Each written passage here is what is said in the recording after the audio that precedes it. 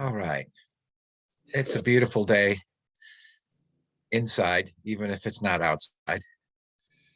And I'd like to begin our time together with a period of meditation. So I invite you to get comfortable and move more deeply within. The opening of the service with the daily word and the lighting of the candle and the lovely welcome from Reverend Maya point us in a direction of the divine. Do you feel your breathing?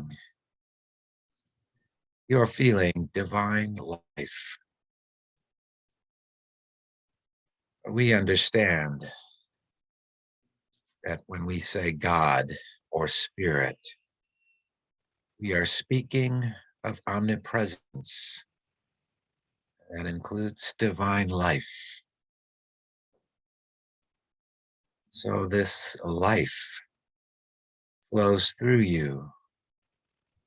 It's in you and emanates from you as you inhale and exhale.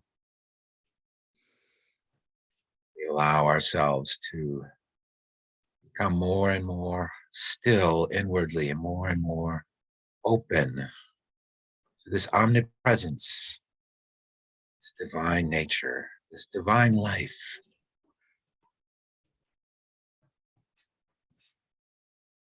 Your breathing is the very presence of divine life. The energy that flows through your whole body, every cell and every part. It's the presence of divine life. Inform divine substance. Divine life is always whole, is always perfect. And so as we attune our consciousness to the omnipresence of divine life that is in us, expressing as us, flowing through us, as we open ourselves to that truth and that reality, divine life harmonizes every part of our body, dissolves and eliminates anything that is no longer useful, dissolves and eliminates any discord. So we allow this perfect life to have its way in our consciousness, in our bodies. This omnipresence, this life is with everyone, everywhere, everyone we love, everyone we would wish to bless today with the thought of healing or harmony in their experience. So as we think of those we love, think of them now as the very presence of divine life and substance. Perfect life and perfect substance. All that they need is already theirs. As we hold them in our hearts, we realize that we are connected by that other attribute of the omnipresence, divine love. Anyone we think of, anyone who enters into our consciousness, we are one with them in divine love. And so as we hold the thought of divine life, of harmony and healing, we hold them in that consciousness, and our consciousness is one with theirs. And so we support them in their life, in their health, simply by holding them in love and the knowing of divine life within them, in every part of their bodies.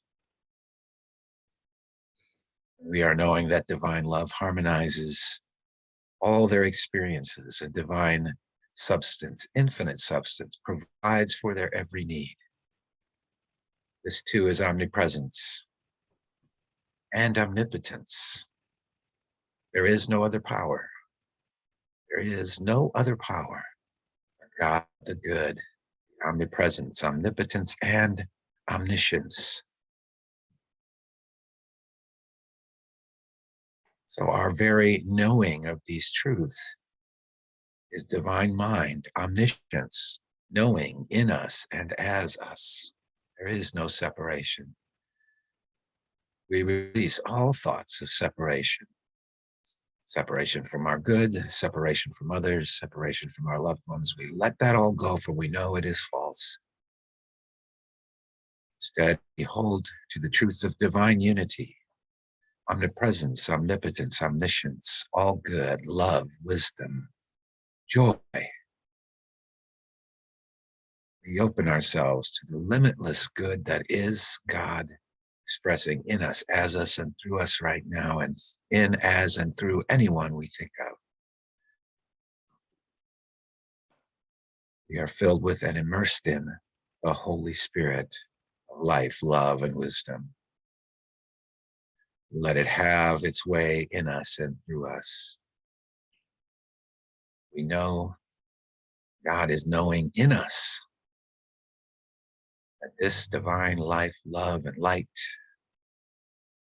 also enfolds and fills anyone we think of in this time together of prayer.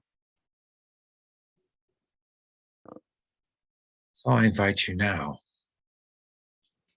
to rest in the stillness and the silent awareness and consciousness of the omnipresence, omniscience, omnipotence, all good spirit that is God. To know it and feel it and experience it in a unique and individual way, and yet in a way that is one with all experiences. The psalmist said, "Be still and know that I am God." And that is what we do right now.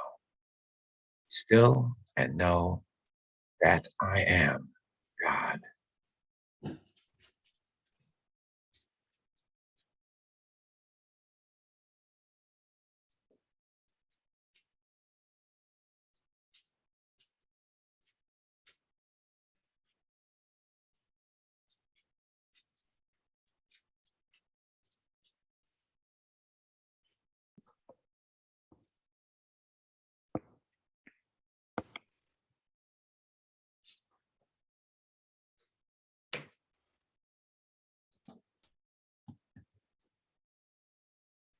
We are now lifted up into a higher consciousness of gratitude and joy. And this awareness of omnipresence, omniscience, omnipotence, all good. There is nothing to fear. There is only the peace, love, and joy of God in the midst of us and all around us. We celebrate that now and every moment.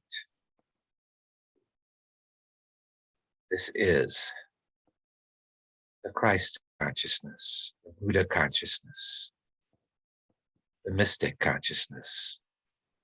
We move forward in that. All is good, and so it is. Amen.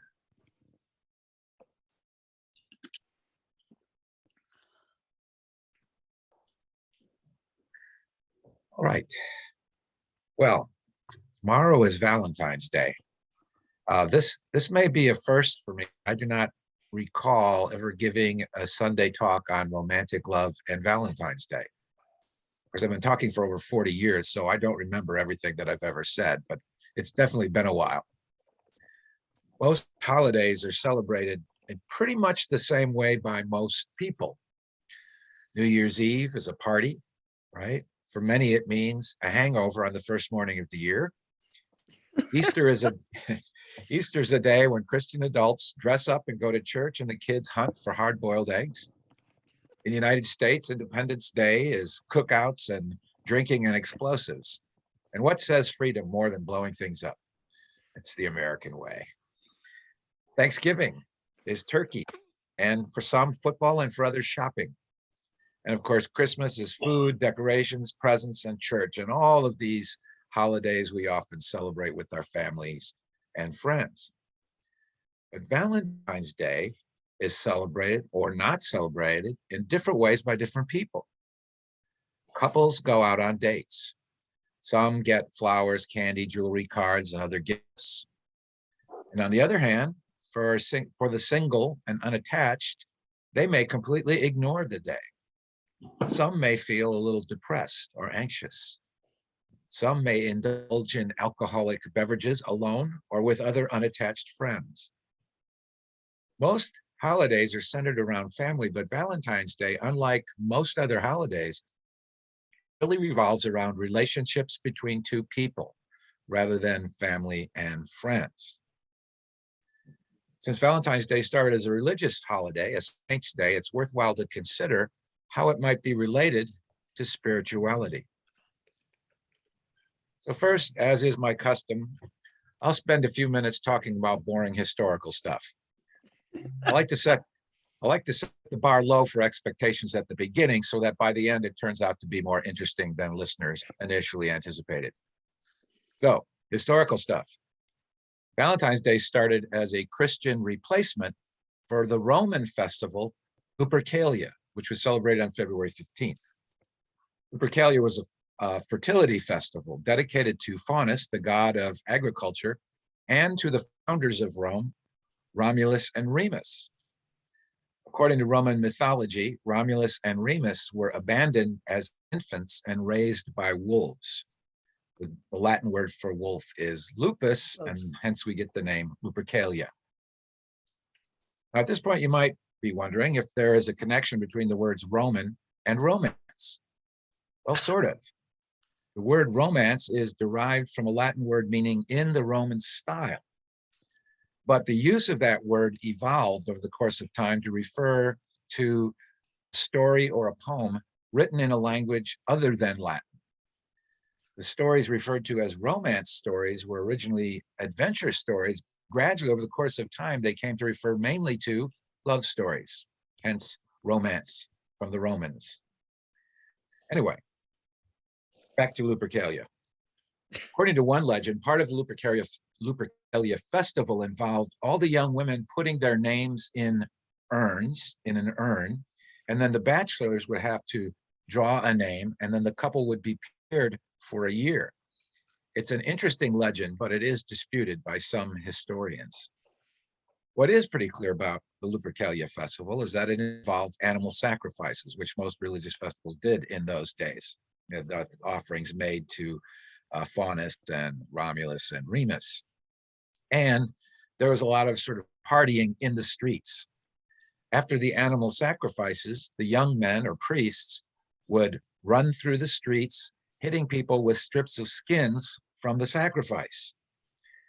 Now, it was believed that being hit with one of these strips of skin would improve the chances for fertility. So women who wanted children did not avoid being hit. They thought it would help them have children. So this is not a very romantic beginning to the traditions we have today. That's for sure. Except for Lupercalia's association with fertility sacrifices, it wasn't about romantic love in the modern sense. Most marriages in that era were arranged rather than the results of a love attraction between two people as we think of it now. So when the Catholic Church gained power in the Roman Empire, the Catholic priests disapproved of this pagan festival, as they disapproved of all pagan festivals, but they couldn't get people to stop celebrating it. So the church adopted the festival and renamed it for Saint Valentine.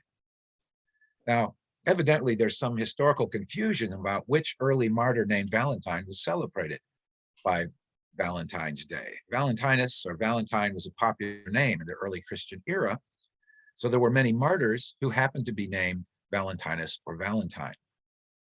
Folk legend has it that one of these martyred Valentines secretly performed marriage ceremonies for soldiers during an era when the emperor prohibited soldiers from getting married, hence the connection to romance and love.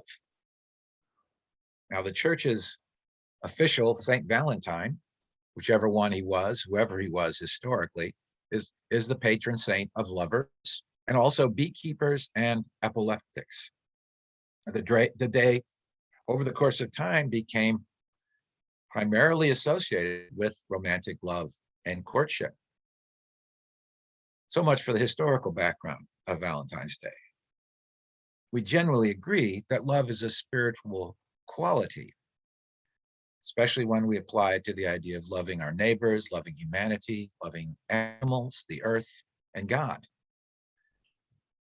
On the other hand, romantic love is really primarily about loving one specific person. So we can have feelings of romantic love without having any aspirations to love our neighbors or humanity or God. Romantic love touches everyone, really. Romantic love involves desire and feelings of attraction. It can also become obsessive, and that can mean trouble. Anyone who's ever read a romance story or watched a romantic movie knows that there's almost always some trouble involved. Problems that arise from romantic love occur when the desire and feelings are so fixated on one person that a kind of madness sets in, a loss of perspective. People in love can be overcome by jealousy, which can lead to irrational and even violent behavior. Our culture places so much emphasis on romantic ideals that people feel there is something wrong with them if they do not have a romantic relationship. Well, that feeling is rooted in an unfortunate delusion. I know many wonderful people who do not have a mate or even a romantic prospect. There is nothing wrong with them, at least no more so than the average human. So is there anything missing from life if one does not have a romantic partner? Well, there certainly are many advantages to having a partner in life. There can be, not least of which is constant companionship and caring of another person in your life. On the other hand, some things a single person may miss aren't really all that bad. If, for example, you aren't married, you do not have ongoing conflicts about finances or chores or other issues. You can even squeeze the tube of toothpaste in the middle if you want to. Partners almost always have behaviors that are irritating to each other. So if you're unattached, you are missing such frequent irritations.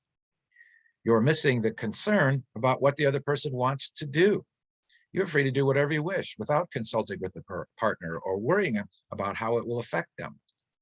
And you don't experience the suffering of jealousy. Since I've been married for 46 years, I obviously prefer the advantages of romantic love over whatever advantages there may be in the single life. I'm just saying being single is not a total disaster. There are some good things about it, or so my single friends tell me. But suppose you are single and would prefer to have a life partner. What can you do about it? Finding love is not easy. I believe it involves some randomness, an element of chance, which makes it kind of an adventure. Chance meeting is probably part of every love story. In anything that involves chance, there are always ways to improve your odds. For example, I personally don't believe that there's one and only one soulmate for every person. There are 8 billion people in the world, so I see no reason to believe that there's only one soulmate for every person. I mean, if only 1 in a million people are suitable to be your soulmate, that means there are at least 8,000 people who are suitable soulmates for you and for everyone on the planet. So right away, you realize your odds may not be as bad as you think. And of course, the more people you get to know, the higher is the probability of meeting a soulmate. So if you really want to find love in your life, it helps to get out and meet people. Go places and join groups where you are most likely to meet others with shared interests. And now with the internet, you don't even have to necessarily go out. There are dating apps that can help people find compatible partners. Now, in my life as a minister, I have known people who have been wanting to attract or find a loving partner. And I've known them to try a variety of different things, including the sort of standard go out and meet people. I've known at least 2 women who used what we called treasure maps to find partners. Do you all know about treasure maps? Treasure Yeah. maps used to be very popular. They're sort of visual prayer posters, and they're used to focus on an idea, on the idea that in spirit, the good you seek is already yours. So you visualize it or focus on it by putting little pictures and drawings and words on what was called the treasure map. So these 2 women that I knew who were both wanting to find a partner, wanting to get married, they decided to use the treasure map, and they made this poster. And what they did with the poster, one of the things that they did in both cases was they put a picture of a man that they found attractive. So they cut it out from a magazine or something, right? Or a catalog. Okay, so put these pictures on of the man on their poster. And weirdly, both cases, these women both soon met men who looked like the picture of the man on the treasure map. How weird is that? Looked like the guy in the picture. And in both cases, they ended up marrying the man. Now, if you decide to do this, or there's another popular form that's similar, dream books, if you decide to do this, I have a couple of tips for using this method. Include on your map some characteristics that are important to you in a partner, not just a face, but also use a face. Why not? Okay. Well, that's all the advice I have for finding love. The multifaceted nature of humans makes successful romantic relationships difficult to attain and to sustain. Most people are fascinated by romance, and most are biologically driven to reproduce. And that is why there's no end to the writing of romance novels, plays, poetry, movies, and songs. People are fascinated by it. There's even some romance in the Bible. Not that much, but there is some. For example, the Song of Solomon is an example of romantic poetry. Right? I want to tell you one romance story about one of my favorite characters in the Hebrew scriptures, Jacob and Rachel. Now, this has a pattern that's like a lot of romance stories, but as you'll see, it's a little different from our sort of modern notions. Well, Jacob changed his name to Israel after having some spiritual experiences, and eventually became the father of the 12 tribes of Israel. So he's an important historical character in the Bible. But before that, before he had those experiences, before he changed his name, he was something of a trickster. Well, I won't go into the trickster story. I'll save that for another time. But one of the things that happened as a result of some of his tricks, really, his mother and his father decided that they didn't want Jacob to marry a Hittite woman. They were living in an area where there are a lot of Hittite women. They didn't want Jacob to marry a Hittite woman, so they sent him off to his uncle Laban's house, to his uncle Laban's land. They wanted him to marry. They wanted Jacob to marry somebody from the tribes, right, from the kin. Well, Jacob arrived in Laban's land. He met and fell in love with his cousin Rachel. He offered to work for Laban for 7 years for the hand of Rachel. As the scripture says, so Jacob served 7 years for Rachel, and they seemed to him but a few days because of the love he had for her. So that's dedication. However, now I mentioned Jacob was a trickster, but sometimes his trickster character backfired on him. His uncle Laban pulled a switch on him. In those days when couples would get married, it was customary for the bride to wear a veil so that the husband couldn't see, or the groom couldn't see who the bride was, couldn't see her face anyway. So Laban pulled a switch on Jacob, and he substituted Leah, Rachel's older sister, in the wedding ceremony. Well, Jacob didn't realize what happened till the next day. And he said, hey, what's going on? And Laban explained to him that in their land, it was customary. It was a tradition for older daughters to marry first. That, by the way, is a device that Shakespeare used in Taming of the Shrew. I don't know if you remember that. The older sister had to get married first. So what could poor Jacob do? Well, Laban offered Rachel to Jacob if he would serve another 7 years. And so Jacob agreed, and he worked another 7 years so that he could marry Rachel. Well, Rachel and Leah both loved Jacob, and so naturally complications ensued in the relationship between Rachel and Leah. But that's another story. My point is that Jacob loved Rachel so much that he was willing to work 14 years to get her so he can marry her. Now, it doesn't get much more romantic than that. But as I said, the story is not a perfect model for a modern love story. People probably won't soon see a romantic movie about a guy who marries two cousins. It's probably not going to happen. It doesn't really fit with our contemporary values. But there are plenty of romance stories about people who are unhappily engaged or even sometimes unhappily married. Then they find their true love, the love of their life, and they have to work through a whole bunch of complications, but eventually live happily ever after. So the basic scheme of the story, the romantic story, is kind of always the same. Love at first sight or very quickly, and then all kinds of complications before the couple gets together. How is romantic love linked to spirituality and the mystical tradition?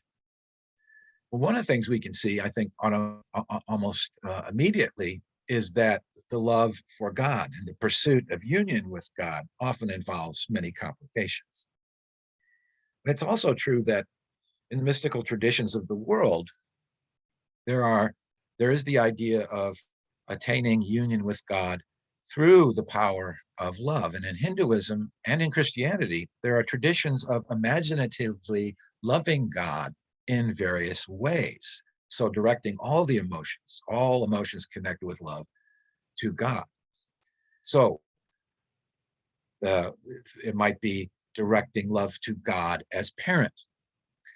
And it can even, or it can be directing the feeling of love as friendship to God. And it can be even directing the love that we feel for a child to God. Now, that may sound initially kind of strange, the parent's love for a child, but think about what Christmas is, if not thinking of God and loving God as a child, as an infant. And this is also a practice, as I said, in Hinduism and more specifically. And there's also a tradition in mysticism where one directs the love that one feels for a lover to God. You'll find this pretty commonly in Hinduism, and also in some cases of mystics, you will find this same idea.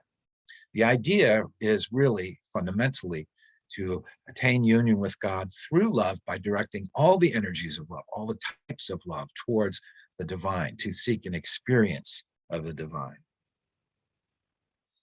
A mystical tradition, contemplation of a spiritual idea, such as beauty or justice or love, begins at the level of the natural world. This is a common practice, the contemplation of an idea or an attribute associated with the divine. Sometimes the path to union begins with and involves music. The relationship between music and meditation and mysticism goes back thousands of years, at least the times of Pythagoras and David.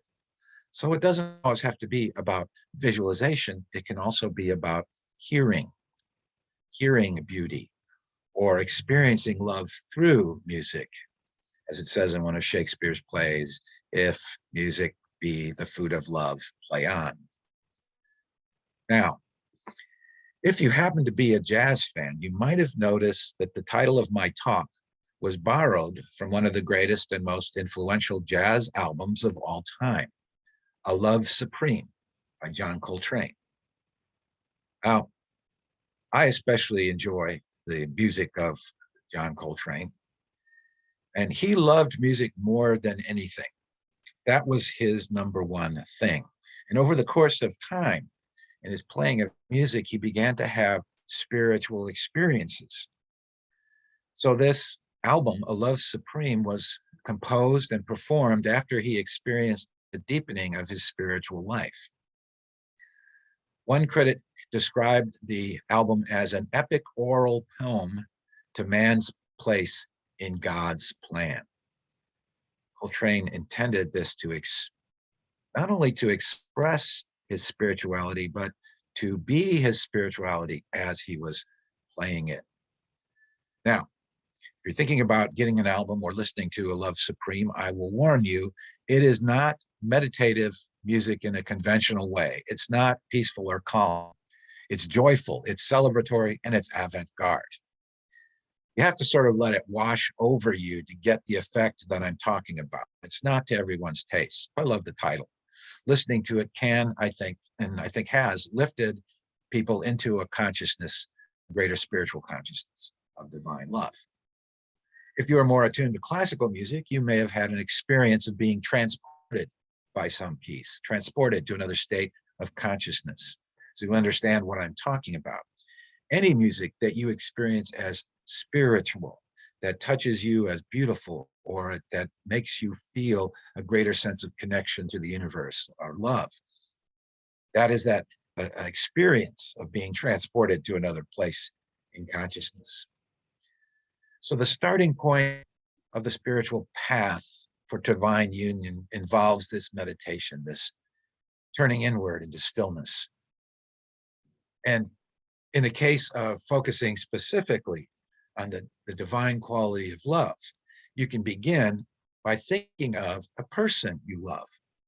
So this is sort of where the connection between romantic love and divine love can begin. Turning your attention to that person, thinking of them. The person could be your spouse, could be somebody you're strongly attracted to, but it's a way of stirring up the energy and the power of that particular kind of love. And of course, the person could also be family member or family group or friends, anyone in your life that when you think of them, you feel that love of some kind. The point is to stir the feeling up. Love for a romantic partner is probably the most intense of all types of love, but you can focus on anyone that you think of that you love. From there, you might also think of or contemplate the things that you love to see or hear or do. So this is where music could come in, but also other forms of art or natural scenery or the things that you love to do. So that this broadens our sense of the nature of love in our natural experiences, they say, in the natural world. And of course, it doesn't end there.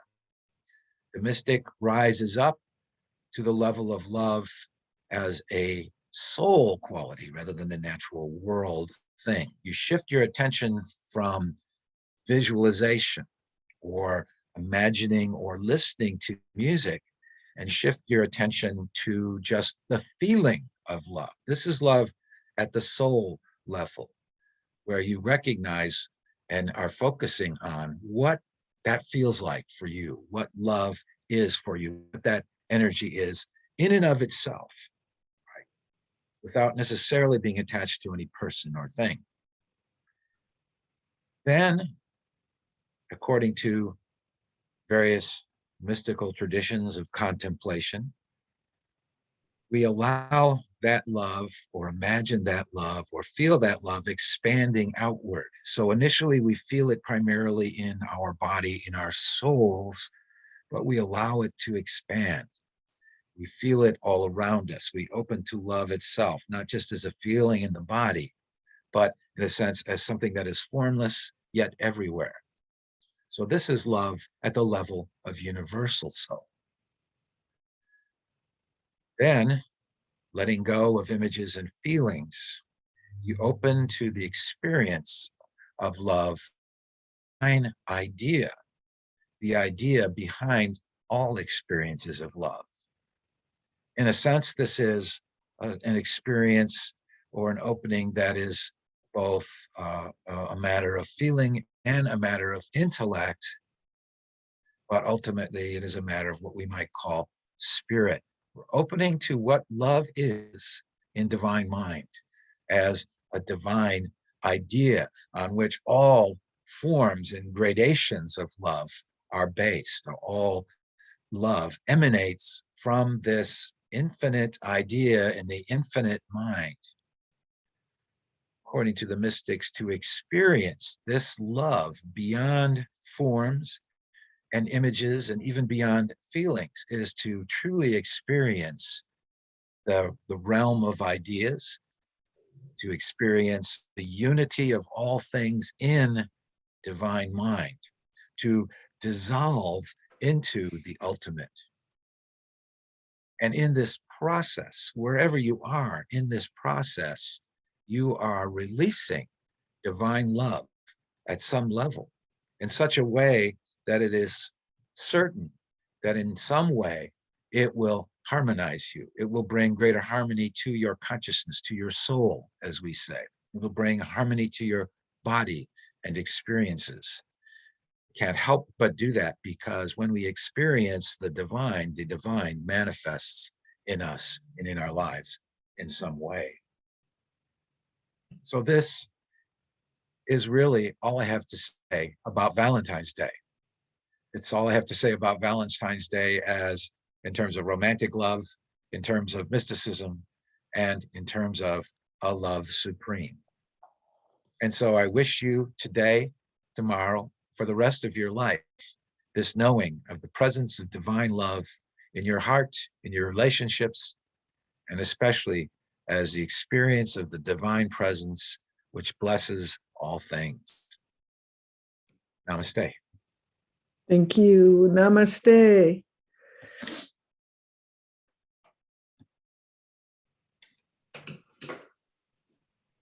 Thank you, James. Thank you very much. I am going to stop the recording.